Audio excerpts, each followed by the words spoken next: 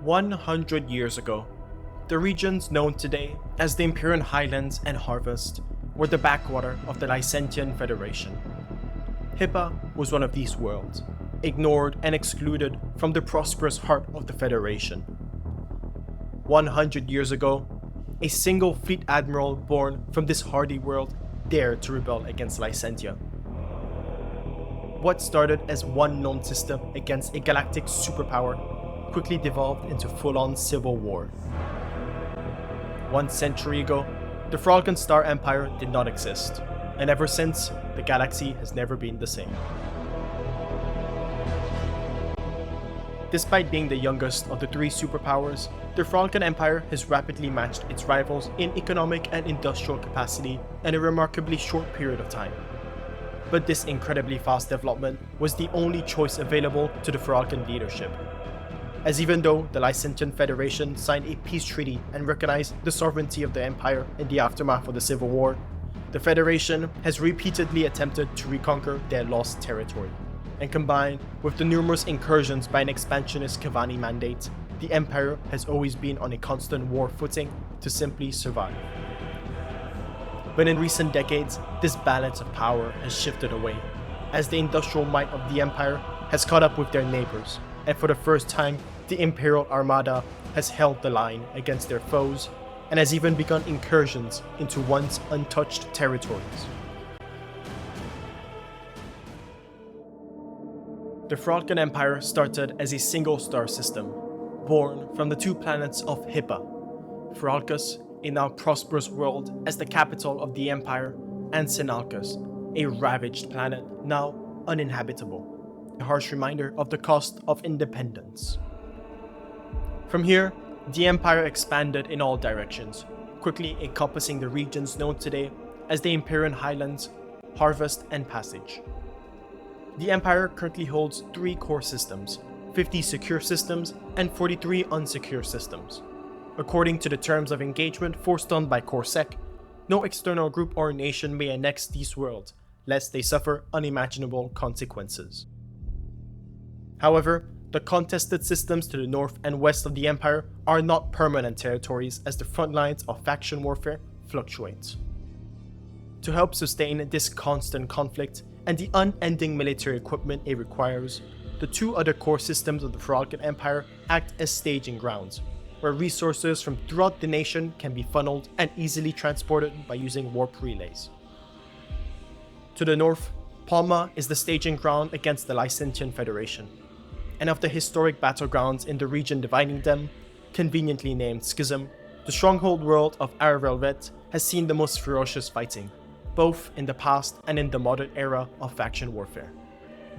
To the west, Meteoracin is the staging ground for the Kavani frontline, but while the historical implications of this war zone are not as important as the other one, having a border with the trade union is a major advantage for the superpowers, one which has fueled intense conflict in the region of Valence. All of these great feats in such a short period of time are only possible thanks to a tough authoritarian regime and an even tougher populace that knows the sacrifices required to maintain the dream that is the Empire. As this perpetual state of conflict has hardened the Foralkan people, and of the 3 superpowers, they have adopted the best to perpetual faction warfare. The Foralkan Imperial Armada is the glory of the Empire and represents the brutality of Foralkan history through their tactics and strategy. The Empire uses the Megalodon line of ships as their primary source of combat ships, with each design being named after one of the many species of sea life that inhabit Foralkus. These ships are focused on outputting extremely high amounts of damage in relatively short periods, and combined with organized fleet warps and sudden light burning into an enemy's formation, few enemy armadas can survive being ambushed by a Foralkan fleet. The Mackerel and Kangaroo are the interceptor ships of the Empire. These will generally be found patrolling Foralkan territory or be used to engage enemy fighter craft during a battle.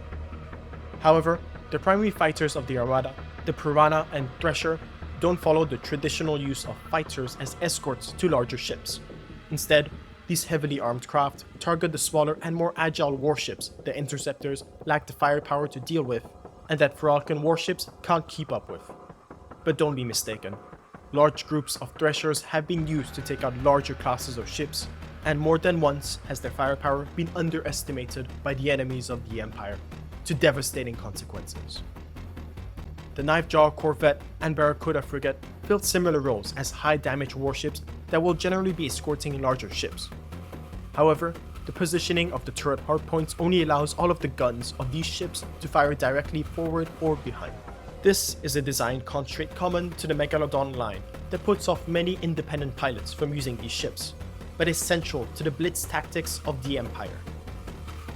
The Loxodon is the destroyer-class ship of the Imperial Armada, and is the core of Foralkan strategy.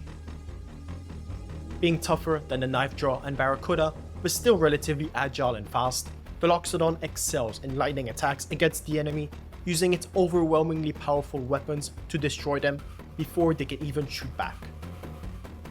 But these attacks are risky gambits, as if the enemy cannot be neutralized instantly, or if certain elements of an attack are not perfectly coordinated, the results may be disastrous, as the Loxodon is relatively frail compared to its class of ships, and combined with front-facing guns, these ships are incredibly weak if caught exposed. The Sunfish is the cruiser-class ship of the Megalodon line, and is normally used as a capital ship of any offensive action. However, its bulkier nature makes it unsuitable for rapid attacks. Instead, the Sunfish will be used to besiege enemy positions such as generators and system headquarters in contested systems where its obscene firepower can be put to use. Finally, the Tychodus is the battleship of the Megalodon line of ships, and is the largest and most powerful weapon in the Empire's arsenal, protecting the most important worlds. Few pilots have ever survived an engagement against an Imperial battleship, as their firepower is so insane, even planets are not safe against them. However, even though the Empire has flourished and expanded in the last few decades, many individuals within are becoming tired of the constant conflict, of the lack of freedom of speech, of the burden the Empire has placed on their backs to fuel their machine of war. And with the installation of a galactic relay network, they can now see firsthand how well the Kavani people live, and the justice and equality of Lycentia. To the horror of the Foralkan leadership, there have been rumors of people that have lost their belief in the dream that was the Foralkan Star Empire. But worst of all, there are some who want to join back the Federation, that want to give up the Empire after a 100-year-long struggle. From the outside, the Foralkan Empire appears to be the most successful of the three superpowers in this age of conflict, but from the inside, the cracks are starting to show. Time will only tell if the Empire can change to survive this crisis, or if it will fall and just be another bookmark in the history of this galaxy.